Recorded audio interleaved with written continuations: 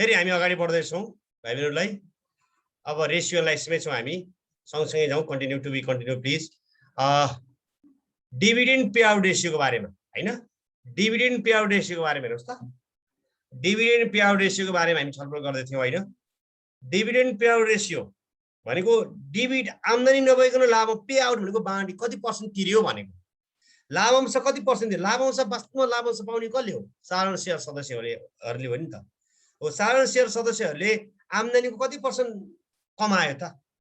कति पर्सेन्ट कम्पनीले कति पर्सेन्ट डिभिडेन्ड पे गरिरहेको छ त भन्ने कुरा बुझिन्छ के। त्यसमा हायर, यहाँ तपाईले बुझ्नुभयो यसको interpretation. Higher ratio implies that measures portion of earning is distributed as dividend and vice versa हैन। यो डीपी रेशियो धेरै छ, यसलाई डीपीआर पनि भन्छ, डिभिडेन्ड पे आउट रेशियो। यसलाई डीई रेशियो पनि भन्छ हैन। DP ratio, DE ratio, dividend pay out ratio एउटै हो हैन।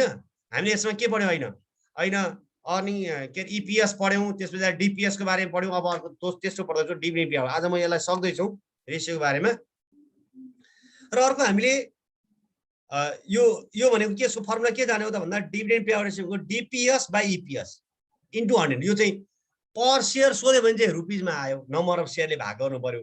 डीपीएस सोध्यो भने डिभिडेन्ड पर शेयरलाई नम्बर अफ शेयरले भाग गर्नु, कुन नम्बर अफ शेयर? साधारण शेयरले भाग गर्नु पर्यो।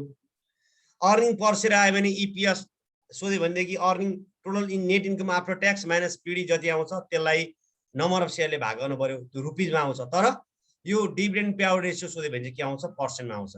डीपीएस बाइ ईपीएस, अहिले माथि निकालेको डीपीएस डिभिडेन्ड पर शेयर र ईपीएस अर्निङ पर शेयरले भाग गरेपछि 100 ले मल्टिप्लाई गरेपछि के आउँछ त? यो डिभिडेन्ड पे आउट रेशियो आउँछ। अर्को डिभिडेन्ड यील्ड भन्ने हुन्छ। यील्ड भनेको प्रतिफल हैन। यो बजारको एउटा शेयरको बजारको मूल्य कति छ त? शेयरको मूल्य त अप एन्ड डाउन भइरा हुन्छ। डिमान्ड सप्लाईसँग इन्टरेक्सन हुने मूल्य हो बजारको मूल्य भनेको त। शेयरको मूल्य नेप्से नेपालको सन्दर्भमा स्टक ब्रोकरमा स्टक एक्सचेन्जमा कारोबार हुने मूल्य हो हैन। त्यसैले गर्दा यो बजारको मूल्यको तुलनामा एउटा शेयरको डिभिडेन्ड कति पर्सेन्ट छ? एउटा शेयरमा कसै इन्भेस्टरले 1 रुपैयाँ लगानी गर्छ भने त्यसले डिभिडेन्ड कति पर्सेन्ट कमाउँछ त? लगानीको कति पर्सेन्ट कमाउँछ भनेको। यो माथिको डिभिडेन्ड पे आउट रेशियो भनेको कम्पनीले 100 रुपैयाँ आम्दानी कमाएको छ भने आम्दानीको कति पर्सेन्ट शेयरहोल्डरलाई बाँडेको छ भन्ने कुराको मेजरमेन्ट चाहिँ डिभिडेन्ड पे आउट रेशियोले गर्छ भने यो चाहिँ बजारको मूल्य कति छ? बजारको मूल्यको तुलनामा एउटा शेयरको डिभिडेन्ड कति छ त? बजारमा कति रुपैयाँमा किनबेच भइरहेछ शेयर हैन, र त्यसको मूल्य कति, लाभांश कति रुपैयाँ, कति पर्सेन्ट बजारको मूल्यको कति पर्सेन्ट तिरिरहेछ त भन्ने कुराको मेजरमेन्ट चाहिँ डीवाई अर्थात् डिभिडेन्ड यील्डले गर्छ। त्यसै अर्को के आउँछ त भाइ बहिनीहरु हेर्नुस् त। अर्को के हुन्छ त भन्दाखेरि अर्निङ यील्ड। अर्निङ यील्डको विषयमा जाउँ है त। अर्निङ यील्ड हेर्नुस् त भाइ बहिनीहरु, अर्निङ यील्ड। अर्निङ यील्ड भनेको डिभिडेन्ड यील्डलाई डीपीएसलाई एमपीएसले भाग गर्नु पर्यो, मार्केट प्राइस पर शेयर। यसलाई सर्ट फर्ममा अझ फाइनान्समा चाहिँ के बुझिन्छ भने P0 P अनि तल 0 पुच्छरमा 0 लेखिन्छ, PO अथवा P0 लेखिन्छ, P0 लेखिन्छ भनेदेखि यसलाई एमपीएस पनि मार्केट प्राइस पर शेयर पनि भन्न सकिन्छ हो। यील्डको कुरा सोध्यो भने जहिले पनि यील्ड छ नि, यील्ड YIELD यील्ड। यो यील्डसँग सम्बन्धित क्वेशन आयो भने जहिले पनि केले भाग गर्नुपर्छ त भन्दा मार्केट प्राइस पर शेयरले भाग गर्ने, मार्केट भ्यालुले भाग गर्ने अथवा market price per share. Dividend yield सोध्यो भनेदेखि डिभिडेन्ड पर शेयरलाई मार्केट प्राइस पर शेयरले भाग गर्ने हैन। अर्निङ यील्ड सोध्यो भने अर्निङ पर शेयरलाई केले भाग गर्ने त? मार्केट प्राइस पर शेयरले भाग गर्ने। केलाई? ईपीएस लाई।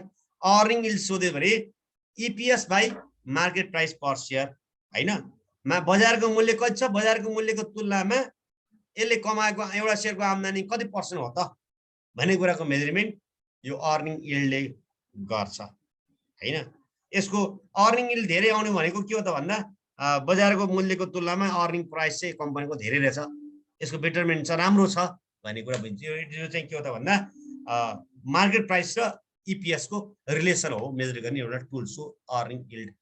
मैले यसलाई यति नै भने है त भाइ, यो टिप्नु होला। Dividend yield ratio, dividend pay out ratio, DPS को बारेमा अहिले ईपीएस भनेको अर्निङ प्राइस पर शेयर भनेको EAT plus EAT minus PD upon number of share. Dividend price per share भनेको डिभिडेन्ड पेड अथवा टोटल डिभिडेन्ड पनि भन्छ डिभिडेन्डको एमाउन्ट जति हुन्छ नि टोटल डिभिडेन्डलाई नम्बर अफ सेयरले भाग गर्ने डिभिडेन्ड पेआउट रेसियो भनेको डिपिएसलाई या तपाईले डिपिएस जति आउँछ त्यसलाई मार्केट प्राइस पर सेयरले भाग गर्ने त्यसपछि आएर यहाँ तपाईले डिभिडेन्ड यील्ड रेसियो सोध्यो भने डिपिएसलाई मार्केट प्राइस पर सेयरले भइहाल्यो डिभिडेन्ड पेआउट रेसियो भनेको डिपिएसलाई इपिएसले भाग गर्नु परिहाल्यो अनि अर्निङ यील्ड भनेको इपिएस बाइ मार्केट प्राइस पर सेयरले भाग गरेर 100 ले मल्टिप्लाई गर्ने यही तीनटा यील्ड भनेको प्रतिफल हो भन्ने कुरा बुझ्नु होला यील्ड भनेको रिटर्न ओके अब यति बुझिसकेपछि थप अगाडि बढौं है त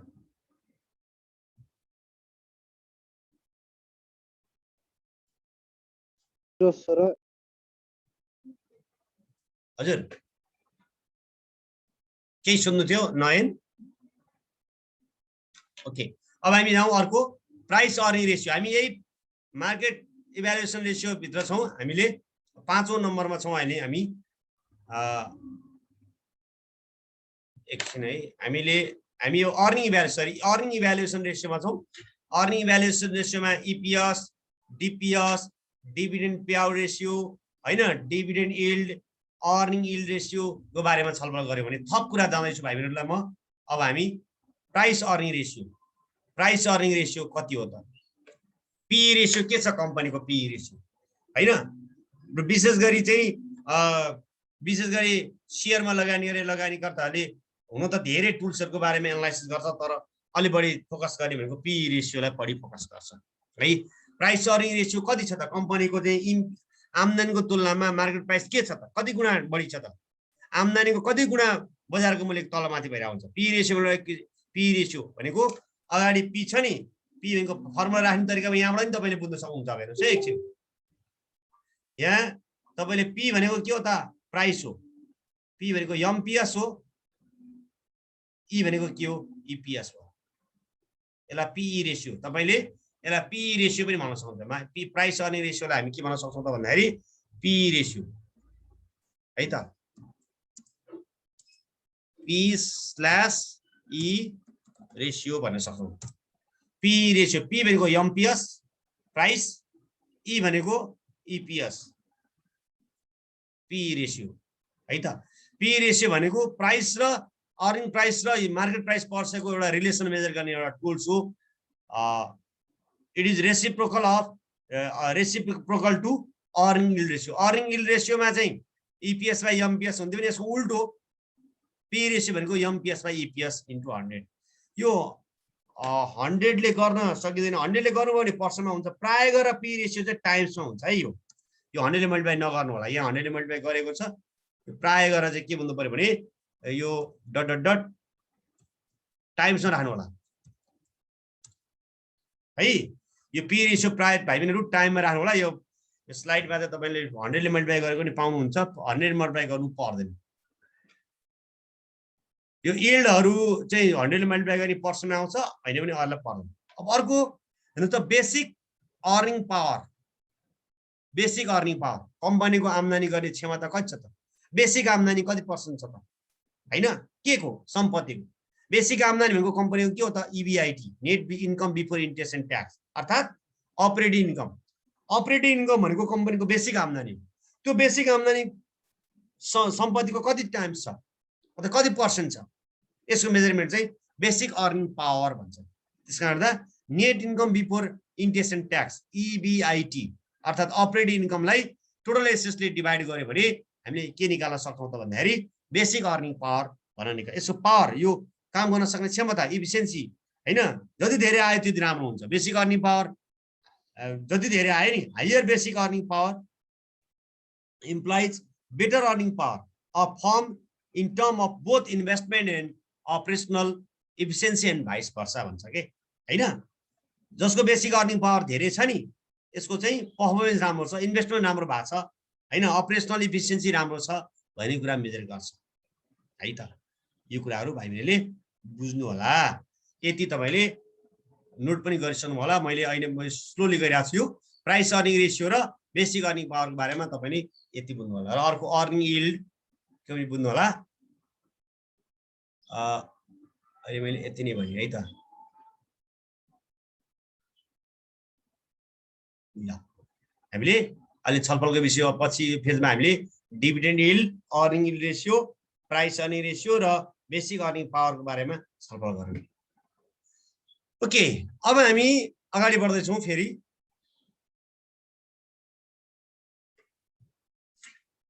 यो बुझिसकेपछि अब हामीले लगभग रेशियो यिनीहरू नै हुन्। योसँग सम्बन्धित क्वेसनहरूको बारेमा सोलुसन गर्नुपर्छ है त। सोलुसनको बारेमा तपाईले स्क्रिनशट गर्नु होला भाइहरु। यो सोलुसन स्क्रिनशट गर्नु होला। यो क्वेसन यही हो। हेर्नुस् त 17 नम्बरको क्वेसन गर्नु होला तपाईले है सबैले। यो अस्मिताको बुकमा नि छ भाइहरु। बुकमा छैन भने यहाँ स्क्रिनशट गर्न सक्नुहुन्छ। अब यसको सोलुसन पनि दिन्छु म तपाईलाई हैन। यो 17 नम्बरको क्वेसनको सोलुसन यस्तो छ। अब यहाँ हेर्नुस् है, अलि तल जान्छु म। सरी, ओके,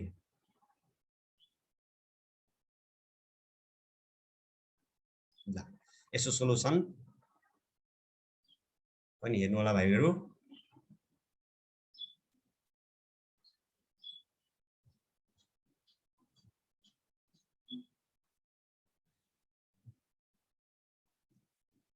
ल हेर्नुस् त, यो सोलुसन छ।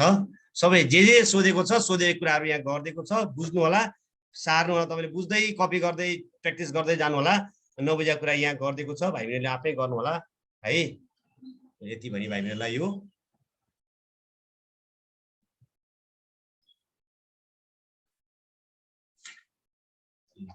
आजलाई मैले यति नै गरी यो 17 सम्म क्वेशन गरी। अब हामीले यदि गरिसकेपछि बल्ल हामीले ओल्ड इज गोल्डका क्वेशनहरु गर्न सक्छौं है भाइहरु। हामीलाई धेरै धेरै धन्यवाद एक्टिभली पार्टिसिपेट हुनुभयो है। तपाईलाई म थ्यांक यू सो मच भन्न चाहन्छु।